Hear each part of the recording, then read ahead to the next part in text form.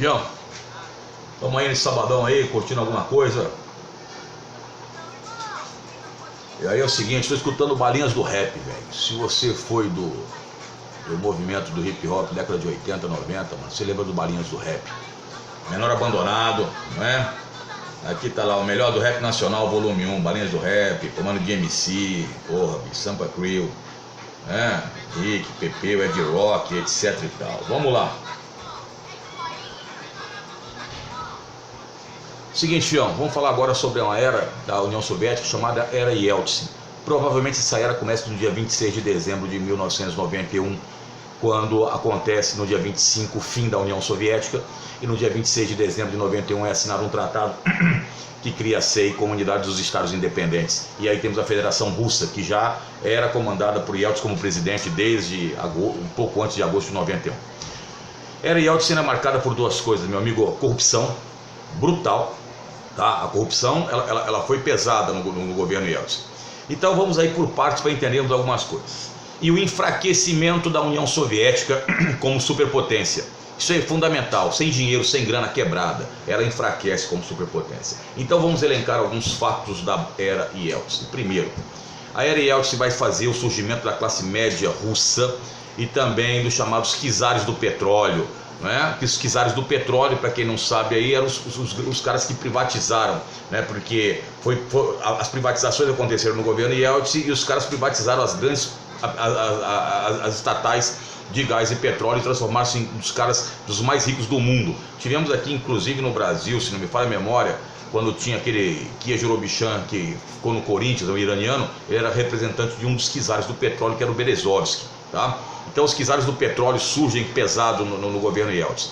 Depois nós vamos ter aqui revoltas muito grandes. O caso, por exemplo, do Cáucaso com a Chechênia, Daguestão, Ingushétia, e a Chechênia consegue, entre aspas, sua independência.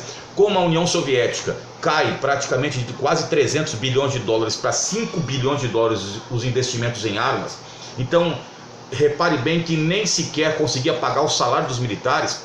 Então não tinha condições de sufocar a rebelião na Chechênia. Então a Chechênia, os muçulmanos da Chechênia conseguem, entre aspas, sua independência, e depois eles vão se quebrar com o governo Putin.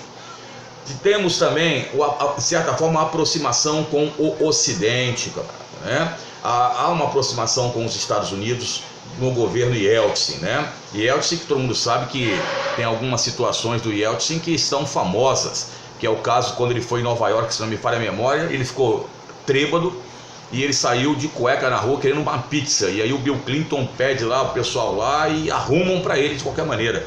Então de vez em quando ele colocava a Rússia em situações bem difíceis dentro do contexto internacional.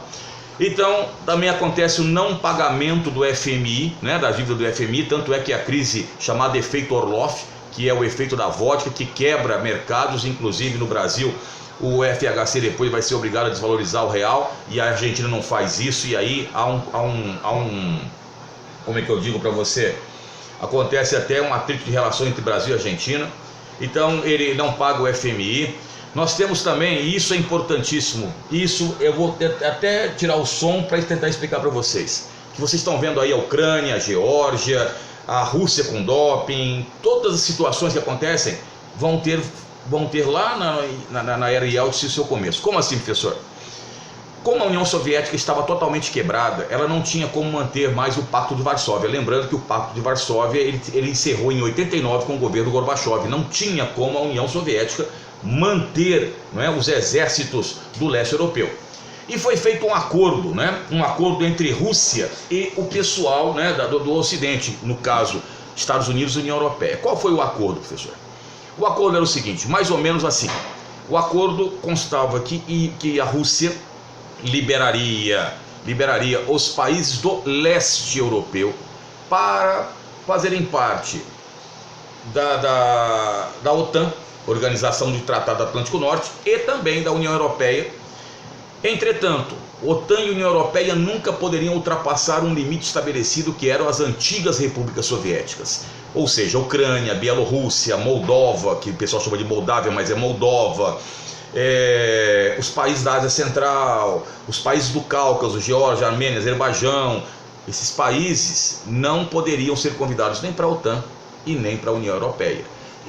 E o que Yeltsin ganhava com isso? Ele foi chamado para o G7, a Rússia. E aí o G7 transformou-se em P8 e depois em G8.